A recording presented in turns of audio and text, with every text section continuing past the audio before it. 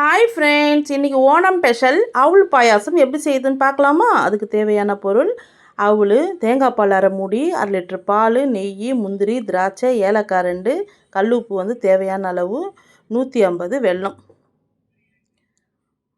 ஒரு 10 முந்திரியை வந்து 1/2 டம்ளர் பால் ஊற்றி நல்லா பேஸ்ட்டாக அரைச்சிக்கோங்க ஃப்ரெண்ட்ஸ்.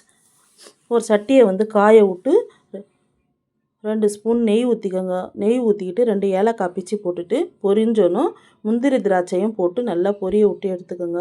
ஃப்ரெண்ட்ஸ், இந்த அவுள் பாயாசம் வந்து எங்கள் வீட்டில் எல்லோரும் நல்லா இருக்குன்னாங்க. நீங்களும் பசங்களுக்கு ஒரு வாட்டி செஞ்சு கொடுங்க ஃப்ரெண்ட்ஸ். செஞ்சு கொடுத்து எனக்கு கமெண்ட்டில் எப்படி இருக்குன்னு சொல்லுங்கள். நல்லா பொரித்து எடுத்துட்டு இன்னும் 2 ஸ்பூன் நெய் ஊற்றி இந்த அவுளையும் அதில் போட்டு நல்லா முறுமுறுப்பாக நல்லா வதக்கிடுங்க. அந்த நெய்யில் அந்த அவுள் பொரியும் போது சூப்பராக டேஸ்ட்டாக இருக்கும். வெல்லம் வந்து 150 வெல்லம் வந்து 1 டம்ளர் தண்ணி ஊற்றி நல்லா கரையிற அளவுக்கு நல்லா கொதிக்க விட்டு ஆற வச்சுருங்க. சூடாலாம் ஊற்றிடாதீங்க, திரண்டா மாதிரி ஆகிடும். இந்த அவுள் நல்லா முறிஞ்சு வந்தோன்னே ஒரு 1/2 லிட்ரு பாக்கெட் பாலை வந்து அதில் ஊற்றி நல்லா கொஞ்சம் வேக விட்ருங்க. நல்லா வெந்தோன்னே ஒரு சிட்டிக்கு உப்பு போட்டுக்கோங்க. போட்டுட்டு இந்த வெல்லத்தை வந்து கரைஞ்ச வெல்லத்தை வந்து வடிகட்டி அதில் ஊற்றி நல்லா கலந்து விட்டுருக்கோங்க.